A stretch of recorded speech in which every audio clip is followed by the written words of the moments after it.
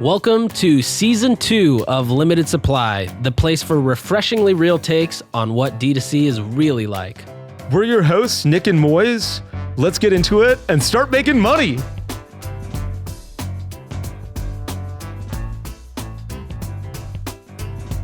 I wrote some notes down of things to chat through. Klaviyo, Buy with Prime. Somebody was texting me their results with Buy with Prime. And then there was a bunch of interesting awesome Twitter questions that I think we should go through. Okay, great.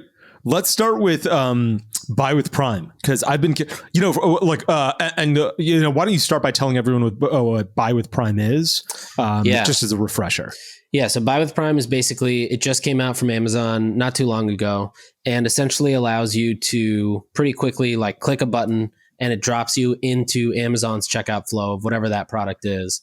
The pros were that, you're going into probably the most trusted checkout flow on the internet. And the con is you don't get that data, I don't think. And also, you can only add one product at a time. You can't have multiple products in a single checkout.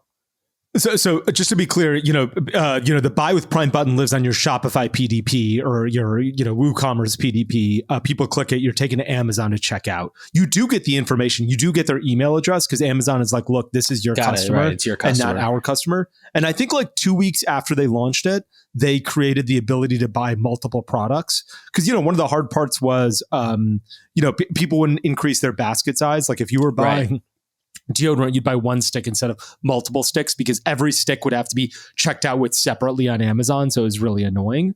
But you said somebody had gotten back to you with some results. Yeah. So, one was the numbers. So somebody sent me the numbers, and basically it's 3% of the order value. So whatever you're selling is 3% of that with a minimum of $1.50. On top of that, the fulfillment and shipping is $4.75 an order. Plus 8 1/3 cents per cubic foot for storage. And then you pay processing fees, full processing fees, 2.4 plus 30. In fact, they're probably making money on that, to be honest. I'm sure they are. Yeah. And that's basically your cost out the door just to use Buy with Prime. Okay. And so did the person that you got information from say, hey, here's how Buy with Prime worked for me versus my own PDP? Did they run an A/B test? So I actually misspoke. It wasn't the Buy with Prime I had numbers on. It was those were the numbers I had. The interesting gotcha. Amazon tidbit though actually came from the same guy. Let me first read you his Buy with Prime response. He said, we're going to basically do our own version of Buy with Prime. So they're going to take paid traffic to a lander and then have an Amazon exclusive offer. So an Amazon specific product bundle or offer that they're going to push on that lander. And so they're basically, I think they're going to use the affiliate link and just get a percentage back as well. And also they'll understand who's buying that way. So they're driving traffic to a website that's a landing page that links to Amazon, and you click it over and you head over to Amazon and make a purchase. Yes. Yeah, I always wondered what e-commerce brands should be doing here. Should they ever just drive traffic directly to Amazon? If you send an email, should you send an email that links directly to Amazon so people are more likely to check out, or should you do it to your own website? Particularly if you already have their email address, you can already communicate with them. You don't know that they purchased again, but I think there is some value in terms of making it really easy and fast for the consumer. I also think too, a huge opportunity to drive to Amazon is people who you've repeatedly tried to get to purchase, but haven't purchased on your site, but they've shown intent or, they've signed up for your email list. I think that's a great segment to push to Amazon too. Yeah, that is a great segment. Okay. I actually, on the Amazon note too, one other thing that was interesting, this guy said same day shipping as a badge on the Amazon page has a 31% conversion rate improvement over, Prime regular 2-day shipping. Really? 31% is better. Same day shipping means you get it the same day? Meaning it ships the same day. Not even that it's delivered in 2 days, but just that it ships the same day. On Amazon? Like, what does Amazon say? It should. I thought actually, everything on Amazon it might be shipped the same day delivery too. Yeah. It's got to be same day delivery, because Amazon's already delivering in 2 days. They're not shipping in 2 days, so it's got to be same day delivery. That makes sense because you're like, okay, I'm ready to purchase this more frequently. But I do think that there's value in terms of just having a badge on your PDP and cart page saying ships within 24 hours. 100%. Another funny one I saw was like. Was ships within 24 hours with like a slowly blinking green light, basically to say like, we're online, like we're working. Where did you see that? It was like a landing page for a bedding brand called Miracle Sheets or Miracle Brand. One of their landers had that. It was guys. Like, it was slowly blinking green light, ships same day. Agents ready to answer questions, like very like old school stuff. That's awesome. Okay, I guess let me do a little bit of structure that we got here. So one is I'd love to talk about some other great website features. Two is I remember last time we chatted about landing pages, and you were talking about some like great landing page features that you had used in the past for hoops, and I'd love to go through a little bit of that. And then I had an e-commerce brunch yesterday. Oh, I want to hear about that actually. Was the best e-commerce. The best one this year. I came out of it. I was like so angry and so pumped up. I always get angry because I'm like, I'm missing these marketing opportunities. So I get fucked. I get so upset at everybody because I'm like, this is such a great idea. Why the fuck am I not doing it? So I want to get into that as well. Awesome. But you talked about great web features. Maybe we can start there. You said that feature was on Miracle Sheets.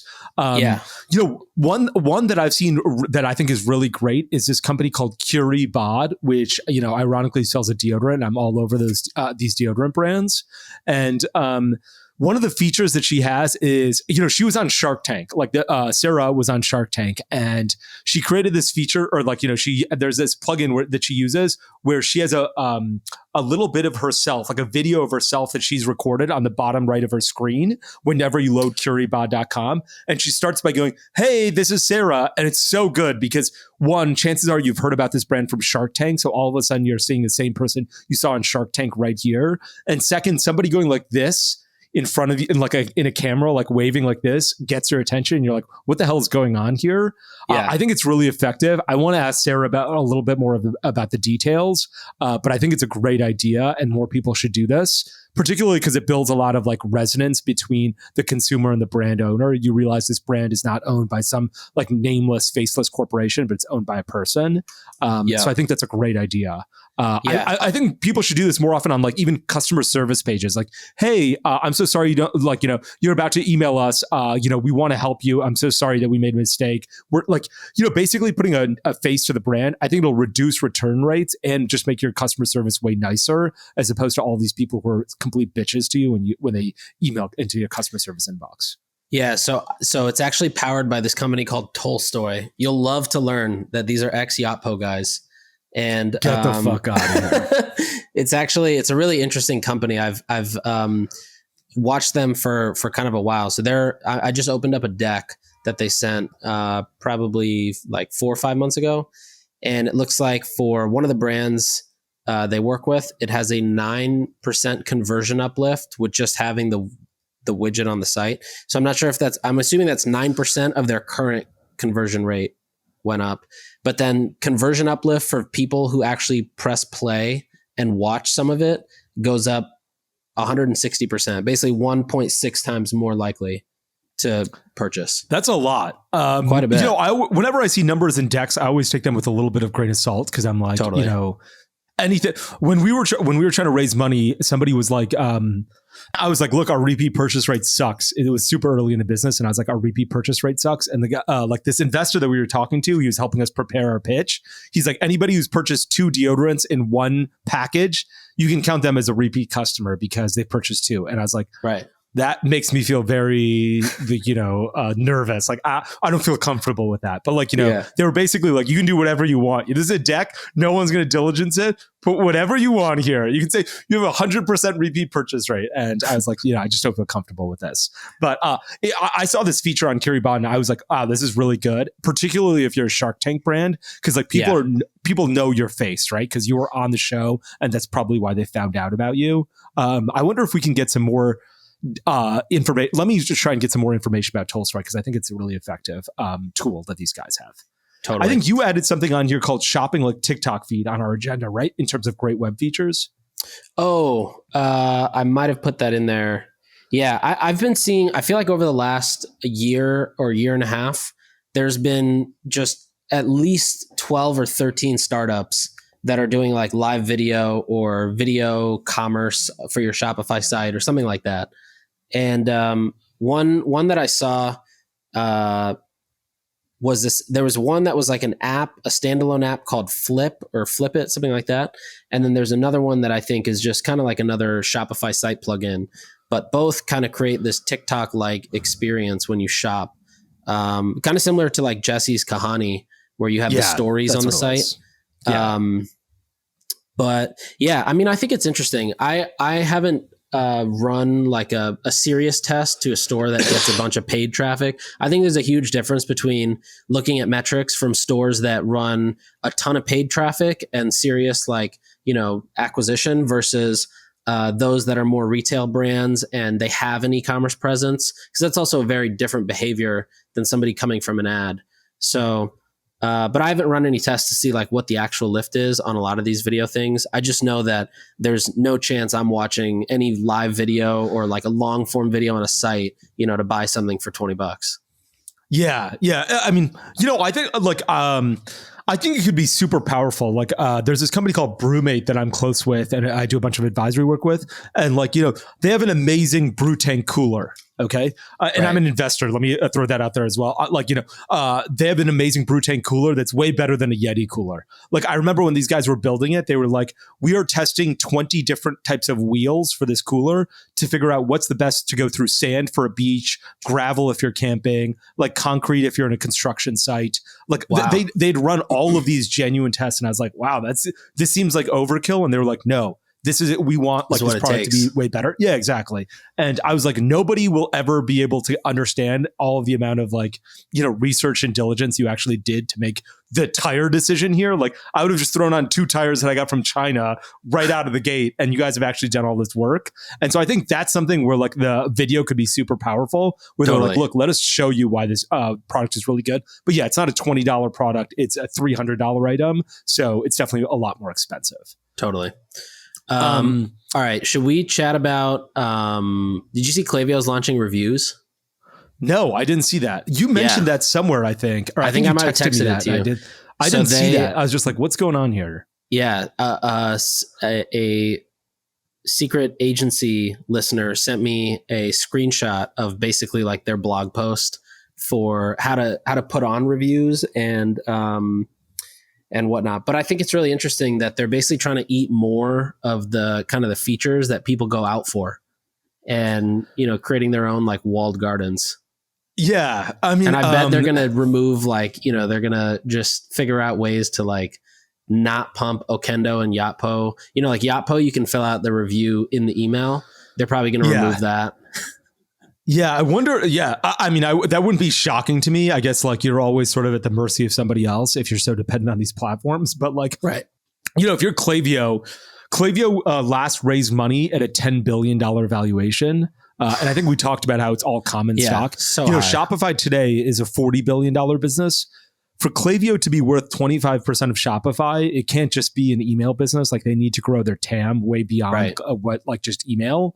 So I understand where they're coming from. And I think it's really smart of them. They're like, look, let's go after all the big things that exist in Shopify because, remember that conversation we had with Harley? He was like, hey, look, we're not going after, it sounded like they're not building a subscription app. And, we pushed them 50. I tried to push Harley 50 times that time to be like, build a subscription app, do something for subscriptions. And he was sort of like, look, this doesn't cater to enough customers. Makes a ton of sense that Klaviyo is like, look, we're going to build the apps that are difficult. We've got the scale, the resources, and like, we need to grow our TAM, and we've already got the customer base, like the install base, and it's super easy. And I think that you and I are investors. Yeah, you and I are investors in Okendo, and you and I think are also investors in Postscript. Like, Klaviyo was like, look, we should go after text messages next, right? Like, it makes sense because they're like, let's just eat other big apps lunches. I'm not sure if they'll constantly be able to do that because, like, it's probably better to be a company that's dedicated to SMS. You're probably going to do a better job than just a company that has SMS as a side business. But, I understand where Klaviyo is coming from in this respect.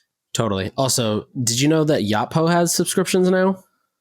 I did know Yotpo has subscriptions. I just learned that the other day. I don't even want to know what their pricing is. It might be 200% of the AOV. But tell me about, I guess I'd love to talk about landing page. Last time we were talking about some great resources you created for Black Friday ideas. I still remember that you're like, let's send you a Facebook event email. I'm like, I can't believe this is a fucking idea. This is such a genius idea. I still can't believe it. Like, if you said that in e-commerce brunch, I would have thrown something at you because I'm like, I should be doing that. How come I'm not doing that? Everybody should be doing that. So let's start with landing pages, or I'm happy to start with the e-commerce brunch. Where should we start? You tell me. We can do landing pages. So I basically wrote out essentially the ingredients of a good landing page. I always think of a landing page as like this existing or this being, and almost like a person that has to communicate to another person. So I wrote out the ingredients here. I can just go through the ingredients and then we can just chat through them. All right. So the first ingredient is the one that I think actually 99% of landing pages miss when they're created in-house, like created by the brand themselves, which is a good angle to buy the product. So it doesn't necessarily mean like you're just selling the product. You're selling really the angle, right? So for example, with Cadence, you're not necessarily just selling capsules or containers. You're selling an easy way to travel and go through TSA with your existing routine, or the easiest way to make sure your hair doesn't dry out because now you're using hotel shampoo. So I think an angle is like the first big piece, the big ingredient. For sure. Yeah, it seems like selling proposition is like critical in order to get a product to move. Yeah. And then based on that too is copywriting. So I think a lot of landers, even if they do get an angle, a lot of their copywriting is so focused on like unique value props or selling propositions versus I think of it as a conveyor belt where step one is the value prop. The second person it goes to is like the customer. And then the third part of that is like the benefit the customer got out of the product's value prop. And that third part is what I think 95% of the page should be written in that POV of like, what is the benefit that they're getting? Not that it's, TSA friendly. It's like you can travel with ease, or, put it in your carry-on.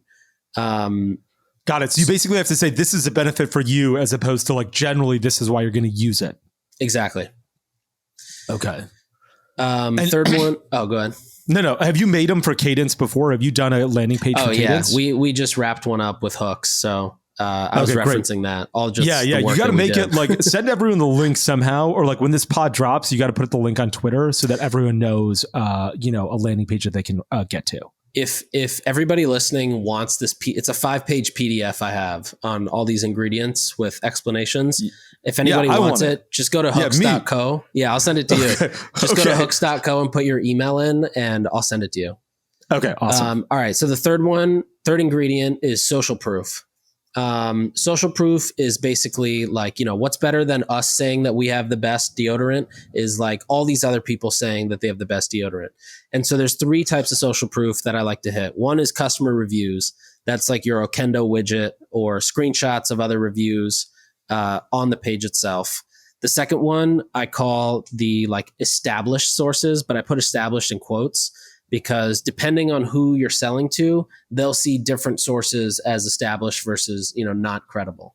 So somebody might see like, a very young person might see a YouTuber's name with a quote a lot more established than the New York Times, whereas an older person might see like, Architectural Digest as more established than Pop Sugar.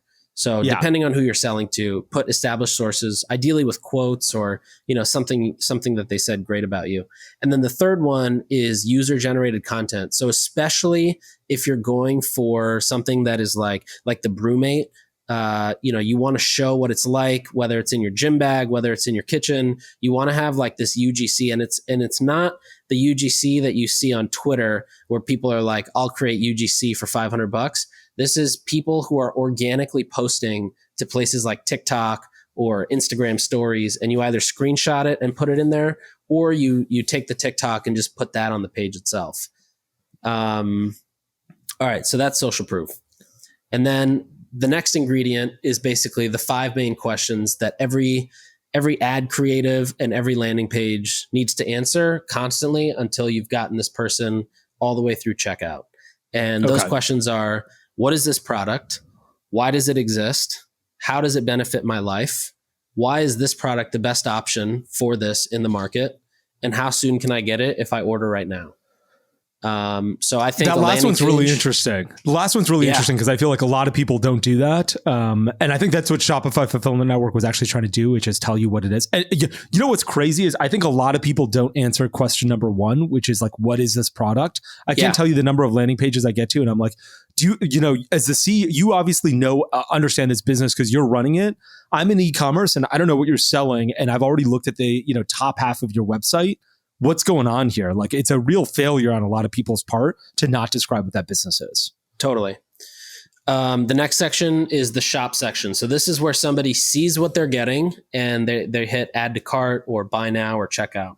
So I like to think of the In-N-Out menu. You've been to In-N-Out, right? California burger? Yeah. Oh, for sure. Okay. You get there. You go to McDonald's. There's like 67 options of what you can order. And then there's 4 different ways to make it a Happy Meal or whatever combo.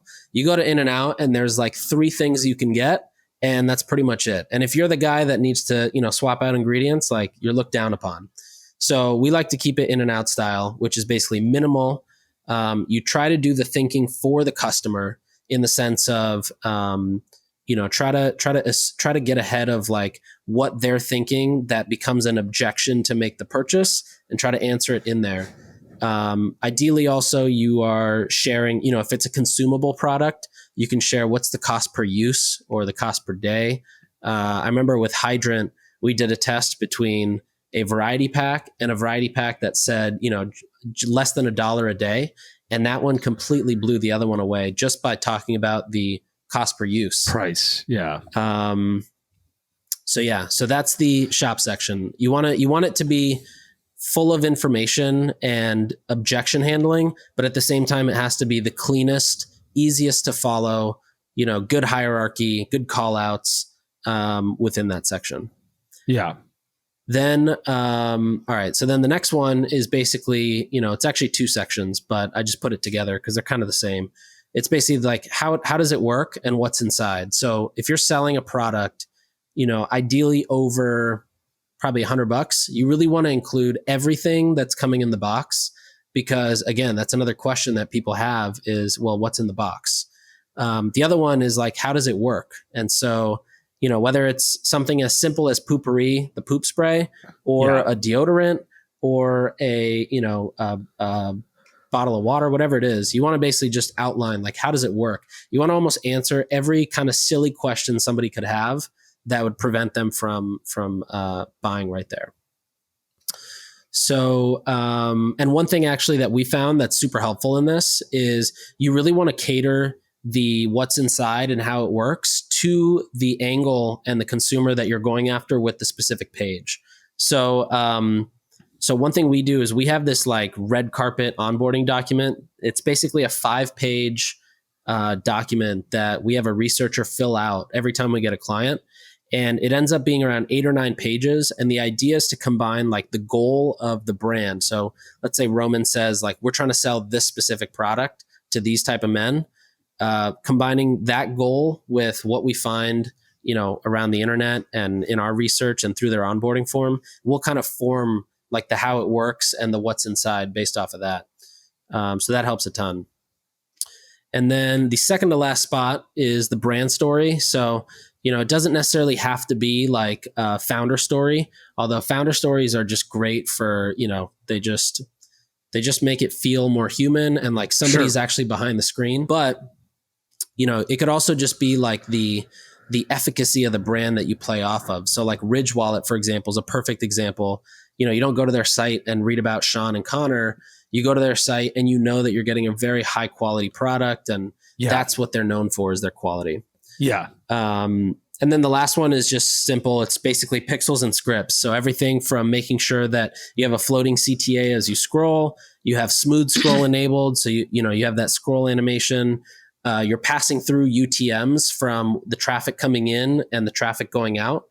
You're pixeled with Microsoft Clarity, so you can actually look at like heat maps and scroll depth maps and user recordings, and then make sure all your other pixels, your attribution software, your ad pixels, Google pixels, all that stuff is on there. And that's pretty much a lander.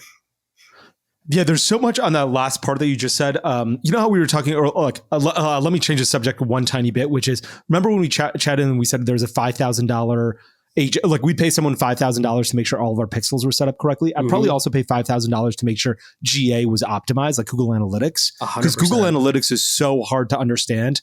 I rarely use it because it's so like, the numbers never match up exactly to your Shopify store, your WooCommerce store. It gives me, there's trust issues I have. It's not very clear how to break out like, mobile versus desktop, what product, the conversion rate, all that kind of stuff. So I think I'd pay for that as well, like as a separate service. Totally. I think that was a great summary about what you just put in terms of what should be in a landing page. When you were talking, I was pulling up Athletic Greens as a landing page, and they just do a great job of hitting all of that. Like they have customer testimonials, and they have like famous celebrity testimonials. Then they're like, look, we're not just greens, we're like prebiotics and probiotics. Like everything you were talking about, they did a great job of, and they do a great job also of like there's only 3 options. There's like the regular one, the upsell, which they say is most popular, and then best value. So they're just trying to upsell you as well, which I think is a great, like they just try and bundle it. They're like, let's get you going here. Really fantastic job on those landing pages. Totally. You were talking about videos as well, like YouTube. What we did at Native is I put in a bunch of YouTube, like we would send out an email asking for reviews. And then we said, if you give us a video review, we'll give you a free stick of deodorant. It would cost us $10 if you sent us a video review. And your video review had to be you holding your mobile phone. You had to show the stick of deodorant in the video so everyone knew that you had it in your hand. And then you had to talk about the product. And it was so incredible because all of these people were like sitting in their house, like in their bathroom and using the deodorant. And they're like, this is why I like it. This is what I switched from. It was so personal that I think it really helped us with conversions. I remember there was one woman, I forgot what her name was. And she was like, my name's Jackie and this is my son, Thomas. And, I use Native deodorant because I just had this son, or I just had a boy. And, I want to be really, and I was like, wow, this is amazing. You got your son in here as well. It's such a personal moment. It's in your house. And I thought that was really, I thought that was super powerful. The one thing I think we did a really poor job of, and maybe it was just the timing, which was, I was just like focused sort of on that landing page as well. And I didn't do a good job of sort of saying, okay, you've hit our landing page. We've 60% convinced you to buy. Now we need to make sure that when you Google our brand, we've got it covered. You Google Athletic Greens, and I need to make sure that like the first ad, like, first thing is an ad and not somebody else talking shit about the brand. Right. And then also not just Google, but also on YouTube. Like what we did not do is we didn't, like when we launched for the first 3 years of Native, I didn't have any YouTube influencers, or I probably had maybe 2. And so when you Googled or when you looked on YouTube and put in Native deodorant, you didn't find anything. And now I feel like that's a really important part of the conversion cycle, because people are like, I want a product review. And the way to get a product review isn't actually to search for it on Google. It's to search for it on YouTube and listen to an influencer talk about it. And so today, if I was starting a brand, I would go and hire 5 influencers and pay them each $100 to create YouTube videos about my product, just so that when someone searched Native deodorant on YouTube and it was a young brand, people would be like, okay, someone's tried it. Let's see what their experience was like. Yeah, totally agree. I think same thing goes for TikTok. TikTok is becoming such a big search engine, and also Shit, are you serious? TikTok has. I've never even searched TikTok. Really? I just thought it was this. The only thing I've done on TikTok is this. You should go open up TikTok and search Native deodorant, and you'll probably see at least 1,000 videos. Wow, that's bananas. Yeah. I'm glad you said that, because that's really not a place that like a lot of brands are probably thinking about owning from a search perspective, you know? It's not. And I think, and the other thing too is like TikTok is also pushing in SEO actively. So like, you know, convincing your customers to make a TikTok review and also writing out a few points of why they like it. That would probably go a long way over the next, 12 to 18 months. Wow. Okay. Yeah, that is great feedback. Should we jump through some of these Twitter questions? Oh no, actually let's talk about the brunch.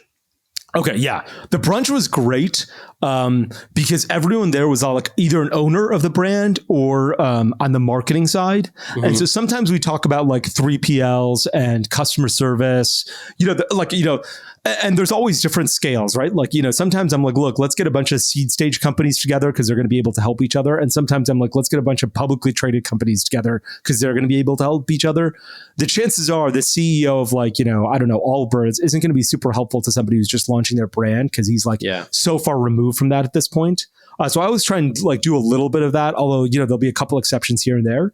And so yesterday was all CMOs or marketing guys. And so, the first thing we talked about and the last thing we talked about was Facebook ads. And we're like, what's working on from a Facebook ad perspective? What's working from a direct mail perspective? Are people scaling Snapchat or Pinterest or TikTok ads? How much are people spending? And, it's Advantage Plus shopping campaign. Like, Facebook is pushing these Advantage Plus shopping campaigns and telling everyone to spend over 50% of their budget on Advantage Plus, and most people aren't getting there.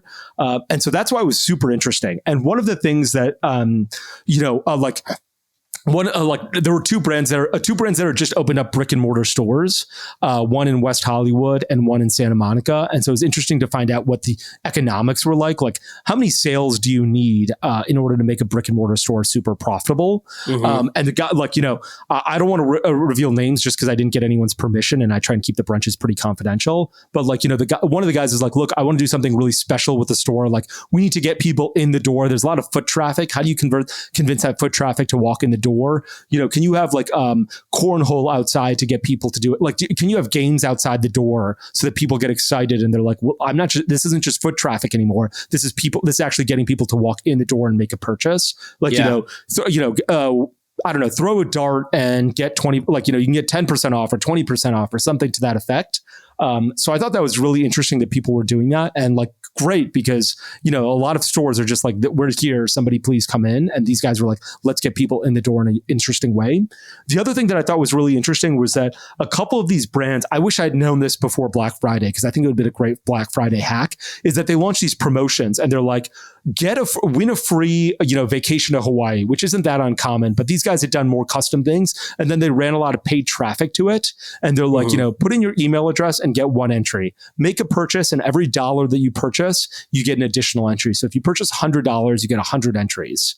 And they're like, we ran paid traffic to the ad, and the paid traffic was super profitable because we got a bunch of email addresses, and that filled up our retargeting funnel, and it also filled up our email funnel. So we could hit these guys with Klaviyo emails, and people were like, oh, I should buy more of these, or the more I buy, the more entries I get. So let me go ahead and buy more. But the prices weren't a gift to Hawaii. The prices were something worth $50,000 or $100,000. And so as larger businesses doing this, and large businesses were like, look, we're going to spend $1 million on ads running to this landing page to try and get email addresses and sales. And so the $100,000, gift that somebody will win isn't that big of a deal because we're spending $1 million on ads. You can't do it if you're like, we're giving away this $100,000, we can't give away a Bugatti and then be like, we're spending $500 on ads. The Bugatti costs $3 million.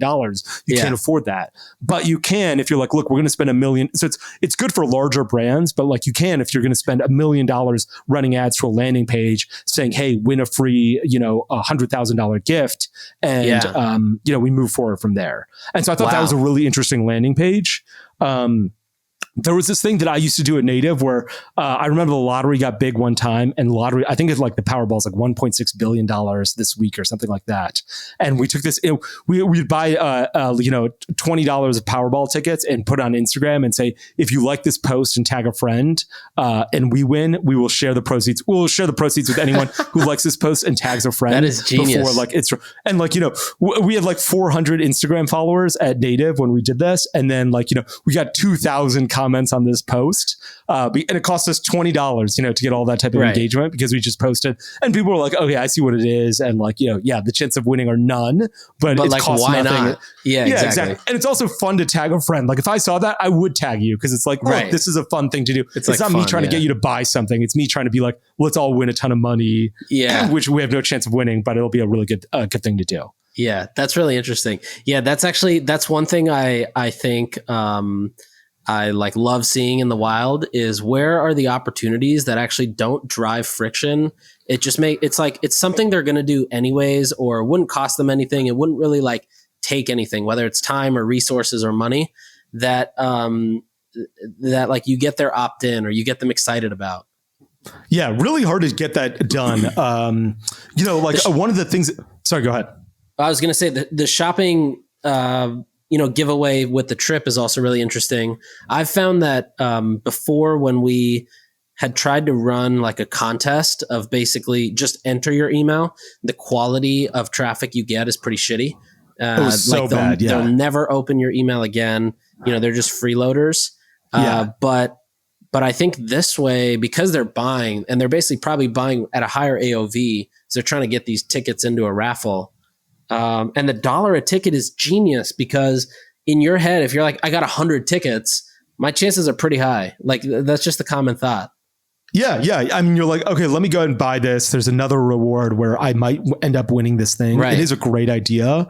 And I thought that was really smart. And they were just like, they ran into qualified traffic so to try and keep that stuff high as opposed to like, just freeloaders. And you're right. I've done a bunch of these with freeloaders. Like I once did it with Cosmo magazine at Native and they're like, we're going to get 2 million entries. And I was like, wow, this is amazing. Your Cosmo magazine. I've got no idea what you guys are going to do. So that sounds good. And then they got us like 40. And I was like, you guys have no idea how shitty your brand is. Yeah. You think you weren't even off by like 1 order or 2 orders of magnitude. You were useless.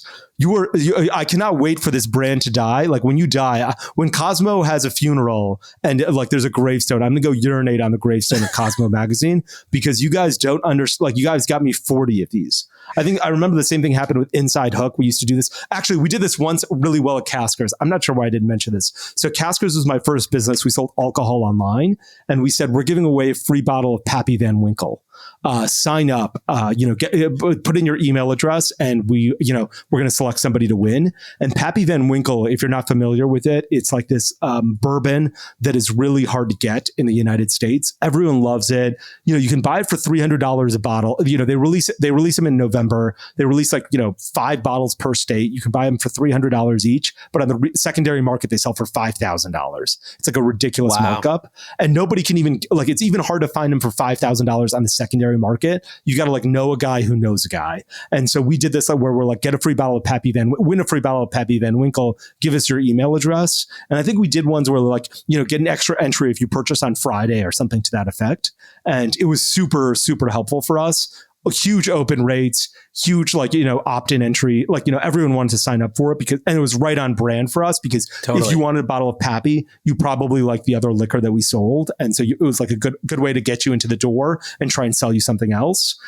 It's not always possible for every brand. I keep thinking about what would we do at Native to replicate this, and I can't think of anything that would be similar. But if you are a brand that where there's a really high value product in your category, and you can offer that's really fantastic. Then you can do it and have the economics make sense. Yeah, totally. Yeah, incentivizing purchase I think can be good as long as they are purchasing.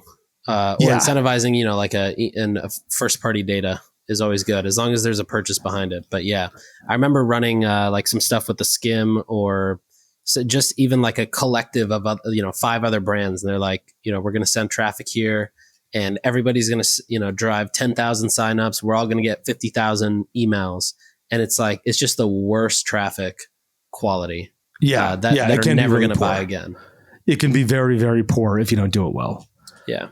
My friends at Japan Crate also, let's go into the Twitter questions in 1 second. My friends at Japan Crate also did something like this where they're like, we're going to give a trip to Japan.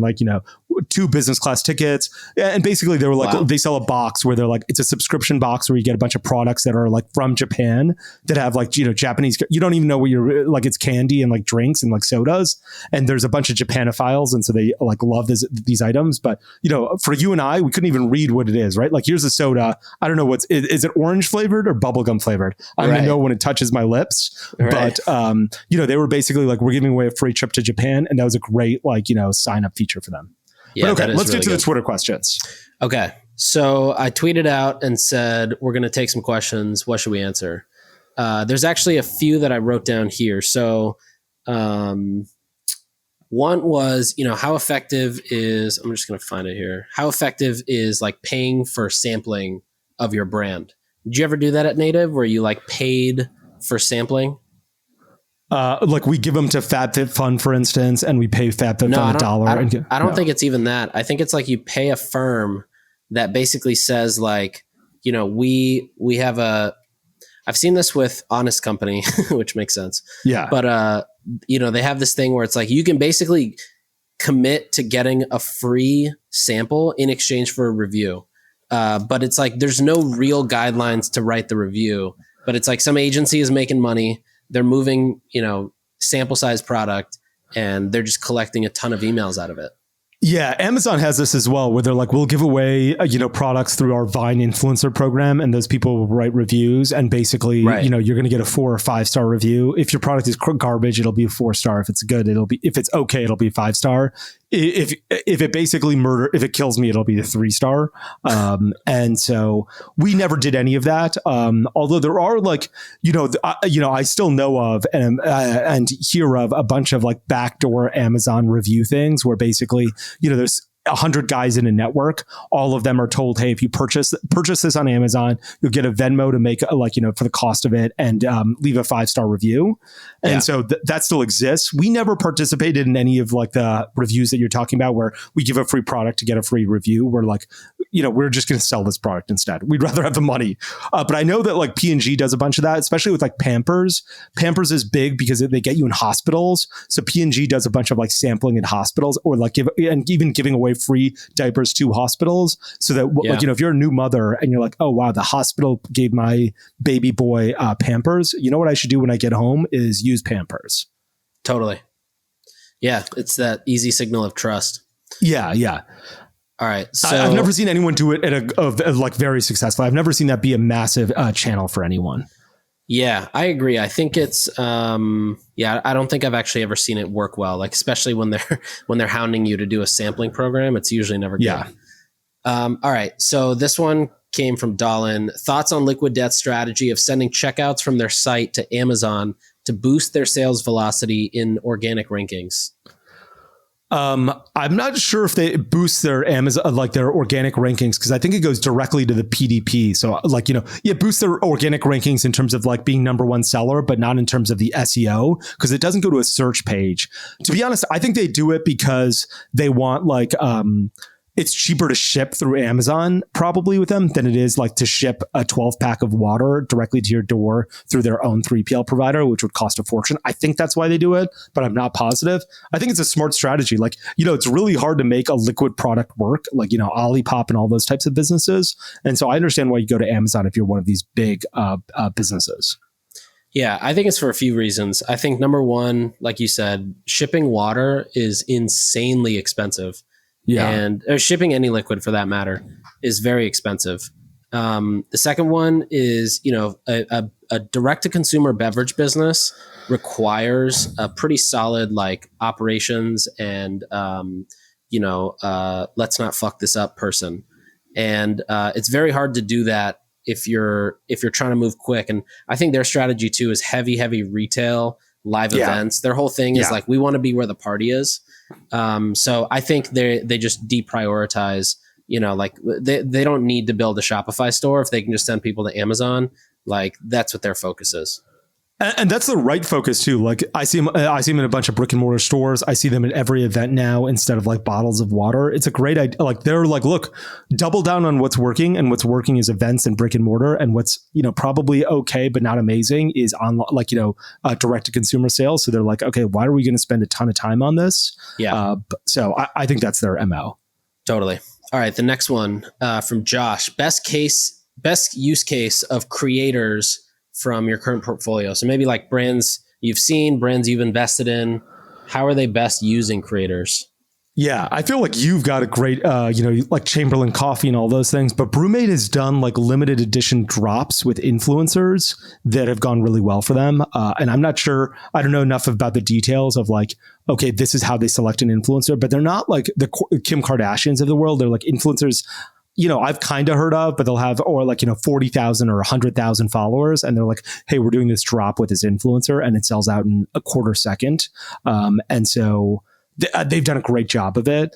But I would imagine you've got a much better answer to that because so many of the people you work with such amazing influencers. Like I remember you were in Barcode, and with Barcode was like, wasn't Kyrie Irving, Kyle Kuzma. Yeah. I think there's a few ways. One is like you have the Chamberlain Coffee style, right? Like co-founder / face / top of funnel. The other way, and that's like expensive either in equity or in fees or both. Yeah. I think the most accessible use case is either product drops or product collabs. Like we talked about the Sniff one. Today I talked to the head of partnerships at Crocs, and she was saying basically the same thing Sniff said. Like it's a great way to reach a new audience, and it's a great way to capitalize on somebody who already likes your product too. And I think sorry, I just interrupt you. I think for bigger brands like Sniff or for Crocs, it's great to remain relevant too. Like Crocs are irrelevant, except they're like, they did one with KFC that like we're supposed to smell like. Have you seen this one with the one with KFC? Yeah. I tried to buy them because I was like, Crocs are ridiculous. These have like little chicken wings on them and they're supposed to smell like fried chicken. And I was like, this is amazing. And they sold out in 1 second. Like, Crocs is an irrelevant brand, but when it's able to do these types of partnerships, it becomes super relevant right away. Totally. And like the same thing with like Taco Bell, like you're like Taco Bell and then they did those Doritos things and you're like, okay, this is a pretty good idea now. And I think that they're doing a great, like, if I were Reebok, I would start doing Reeboks with everybody. I do Reeboks with Sniff. I do, to be like, look, we're a young brand again. We're relevant again. Yeah, we're cool. I totally agree. I think that's a huge one. But I think the easiest way to do it is like, and this doesn't even have to be huge influencers, people with followings, but like go find people who love to create content, even on TikTok. Just like search for people who are just creating content because they love creating content.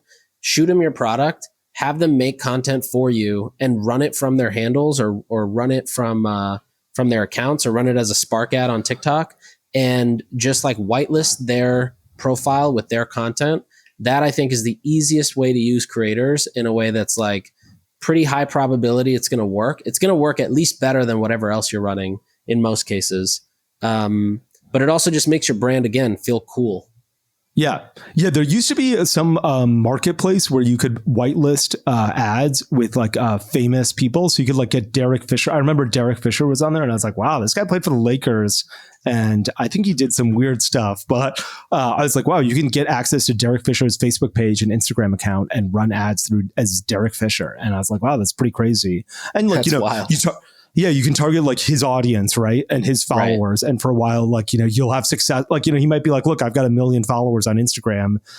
You will get like, that's a decent amount of money you can spend for a bit and get a bunch of sales from them.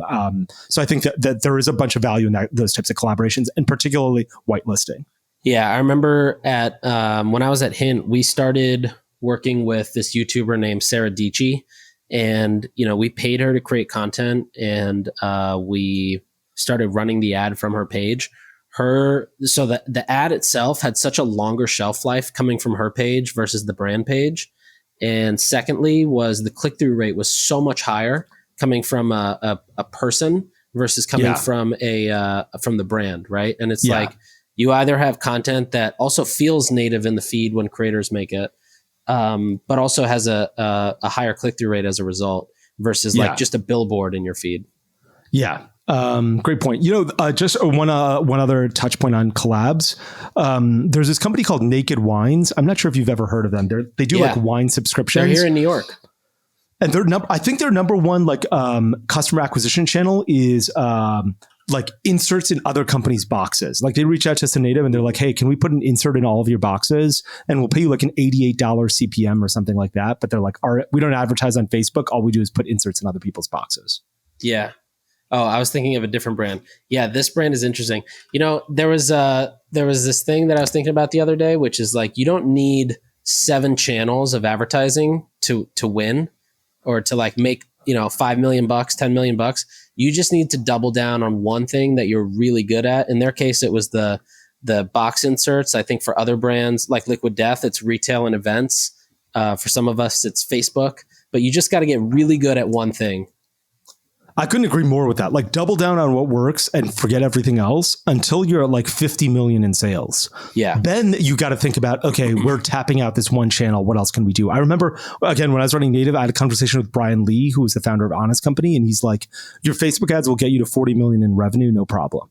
And I was like, wow, I wasn't sure when they would end. And he's like, look, anything can, it wasn't like anything, but he's like, you know, then you need to start worrying about diversification. When, you know, I think we were doing like 5 million a year at that point. And he's like, why are you worried about diversification now?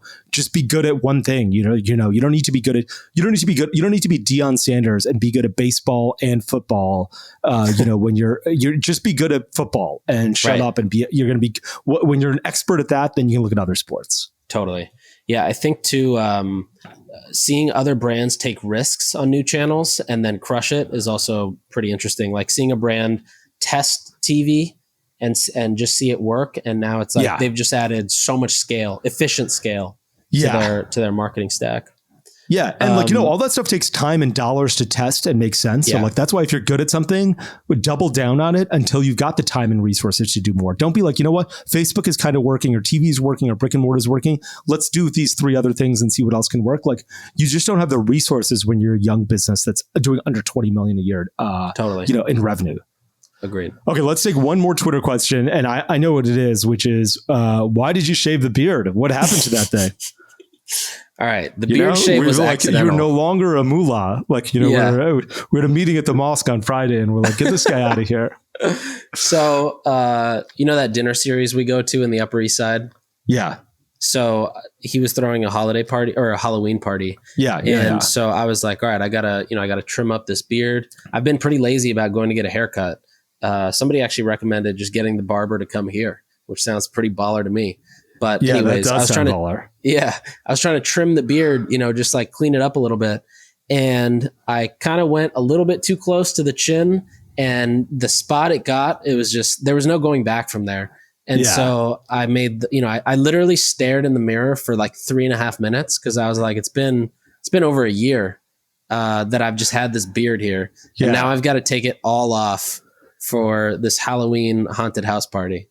Okay, gotcha. Well, that's a good reason. I've done that a couple of times myself. And here's what you do when that happens. You create a handlebar mustache. Yeah. You got to go with the handlebar mustache. I debated that too. It's so bad at. Look, everyone finds you repulsive except yourself, where you're like, I'm the coolest guy in the world. It's such a big dick energy to be like, look, I have this handlebar mustache. It is repulsive to everybody and I couldn't care less. Yeah, you gotta make sure every time you see somebody, you gotta go, hey brother. And that's the only thing you can say with the handlebar mustache. Especially at dive bars in New York City. You have to be like, hey brother, can I get a Busch Light? Yeah. Let me get a Heineken. Yeah. All right. That was a pretty fun pod. Yeah, this was great. I liked it because we had less of an agenda going in, and we're just no agenda. Hey, I'm curious what people are going to think, because I think a lot of the feedback I've gotten is people love how fast paced and on time this thing is, but Ben's not here, so we had no police. So we've just kind of done our own thing. Took it our own pace. You can blame Ben. If you don't like this, blame Ben. All right. Awesome. Appreciate your time, guys. Looking forward to episode 6 coming up next week. See you soon. Thanks for tuning in. We'll be back next time to cut through the noise in CPG, retail, and e-commerce. And if you enjoyed this episode, then why not share it with a friend? And be sure to subscribe wherever you listen so you don't miss the next one.